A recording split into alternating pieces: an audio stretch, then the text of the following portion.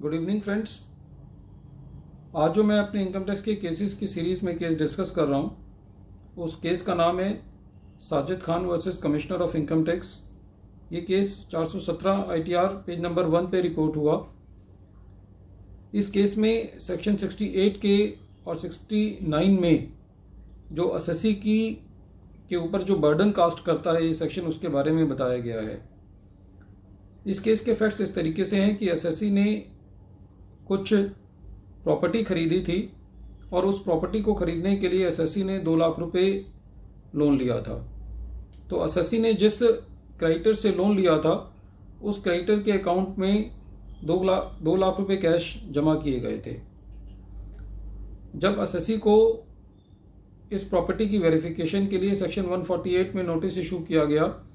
तो असेसी ने उस नोटिस का रिप्लाई नहीं दिया। बाद में असेसी को बेस्ट जजमेंट असेसमेंट का नोटिस दिया गया कि यदि असेसी ने अपनी बात नहीं रखी तो जो भी डिपार्टमेंट के पास इंफॉर्मेशन है उसके बिहाफ पर असेसी की असेसमेंट कर दी जाएगी। लेकिन असेसी ने उसका भी जो है वो अपने अधिकार का प्रयोग नहीं किया और डिपार्टमेंट ने सेक्शन 144 के अंदर असेसी की बेस्ट जजमेंट असेसमेंट कर दिया। बाद में असेसी जो है वो CIT अपील के पास गया और जब CIT अपील साहब के पास ये केस गया तो CIT अपील साहब ने देखा कि असेसी ने 2 लाख रुपए जिस क्रेडिटर से लोन लिया था उस क्रेडिटर के अकाउंट में कैश जमा किया गया था। तो ये एक ऐसा पहलू निकल के आया इस केस में जहाँ पे एक प्रीपोंडेंस ऑफ प्रोबेबिलिटी के बिहाफ पर और इस बिहाफ पर कि जब भी कोई अमाउंट असेसी की बुक्स में क्रेडिट पाया जाता है तो ये असेसी की जिम्मेदारी होती है उसको ये बताना कि ये उसकी इनकम नहीं है, और यदि ये इनकम है तो ये इनकम एग्जेम्प्ट है, ये असेसी की जिम्मेदारी है। और जब भी डिपार्टमेंट को ये चीज़ ये कहता है कि ये असेसी की इनकम है तो ये डिपार्टमेंट की जिम्मेदारी होती है कि डिपार्टमेंट इस बात को प्रूव करे कि ये असेसी की इनकम है। क्योंकि असेसी ने इस केस में कोई भी अपने क्रेडिटर की क्रेडिट वर्थीनेस के लिए कोई भी पहलू जो है वो नहीं पेश किया था और कोई भी डॉक्यूमेंट जो है वो नहीं लगाया था। तो CIT अपील साहब ने भी इस AO के ऑर्डर को अपेल्ड किया। बाद में असेसी जो है वो ITAT में गया और ITAT ने भी असेसमेंट ऑर्डर को ही ठीक माना। बाद में असेसी जो है वो इलाहाबाद हाई कोर्ट गया और इलाहाबाद हाई कोर्ट ने भी सेक्शन 68 के जो महत्वपूर्ण पहलू है कि असेसी को अपने क्रेडिटर की जहाँ से भी उसने लोन लिया है उसकी क्रेडिट वर्थीनेस को साबित करना है, जेन्युइननेस को साबित करना है कि ये असेसी का पैसा नहीं है, उसने एक्चुअल में लोन लिया है, ये असेसी की जिम्मेदारी है। और जब भी कोई अमाउंट असेसी की बुक्स में क्रेडिट पाया जाता है तो ये असेसी की ड्यूटी है कि वो उस जिससे भी उसने लोन लिया है उसकी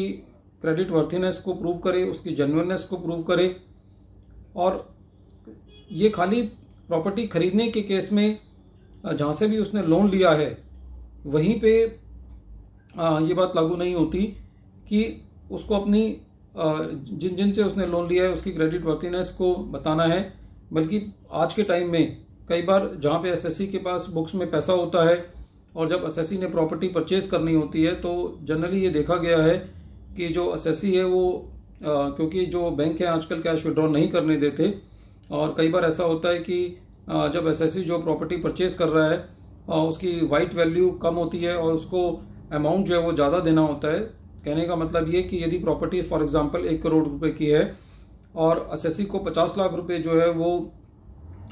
चेक से पे करना है और 50 लाख रुपए कैश पे करना है, तो जनरली असेसी कुछ लोगों के अकाउंट में अपने जो रिश्तेदार होते हैं या जो भी दोस्त होते हैं उनको चेक दे करके RTGS करके उनसे कैश लेते हैं। तो जब भी इस तरीके की मेरी एडवाइस है कि असेसी ऐसी ट्रांजैक्शंस ना करे, क्योंकि आज का डिपार्टमेंट बहुत विजिलेंट है। डिपार्टमेंट ये देखता है कि प्रॉपर्टी खरीदने के टाइम पे असेसी ने है लोगों को लोन दिया और यदि उन लोगों ने भी अपने अकाउंट से कैश निकाला होगा तो इस तरीके के जो एविडेंस होगा वो असेसी के विरोध में जाएगा और डिपार्टमेंट जो है वो एक इसको सेक्शन 69 में अनएक्सप्लेन्ड एक्सपेंडिचर या अनएक्सप्लेन्ड इन्वेस्टमेंट्स के तहत जो है वो असेसी की इनकम में जोड़ सकता है। तो असेसी को इस बात का ध्यान रखना है कि जहाँ से भी वो लोन लेता है, कई बार हो सकता है कि असेसी ने जेन्युइन लोन लिया हो, लेकिन जिस बंदे से लोन लिया उसने अपनी बुक्स में कैश जमा किया हो और फिर आपको जो है वो चेक से पैसा दिया हो, तब भी जो है वो डिपार्टमेंट को ये प्रूव करना एसएससी के लिए बड़ा मुश्किल हो जाएगा कि एसएससी का पैसा नहीं था। तो जिन लोगों से भी हम ट्रांजैक्शन करते हैं तो हमें इस बात का ध्यान रखना है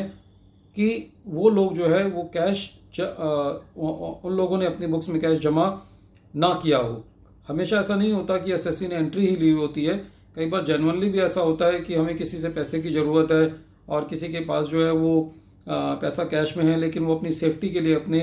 बुक्स में कैश जमा करके हमको जो है वो लोन दे देता है। तो ऐसे केसेस में भी हमको बड़ा मुश्किल हो जाएगा डिपार्टमेंट को ये प्रूव करना कि ये हमारा कैश नहीं था। ऐसे केस में हमको ये प्रूव करना होगा कि जिस बंदे ने हमको लोन दिया है उसके पास कैश इन हैंड था, उसकी ऑडिटेड बुक्स थी। तो फिर भी हमको इस तरीके की हरसमेंट से बचने के लिए हमको ये ध्यान रखना है कि जिससे भी हम ट्रांजैक्शंस डील कर रहे हैं उन लोगों ने अपनी बुक्स में कैश जमा ना किया हो, या जिन लोगों ने हम जिनको लोन देते हैं उन लोगों ने अपनी बुक्स में से कैश ना विड्रॉ किया हो, क्योंकि ये सारे जो एविडेंसेस हैं वो एसएससी के अगेंस्ट में जाते हैं और वो ट्रांजैक्शन की जेन्युइननेस पर जो है वो एक प्रश्न चिन्ह लगा देते हैं। तो I hope that friends this type of analysis of cases will enrich your knowledge and help you in filing your income tax returns and completing your assessments. And if you are liking my videos, then you can subscribe my channel to get the future notifications. Thank you friends.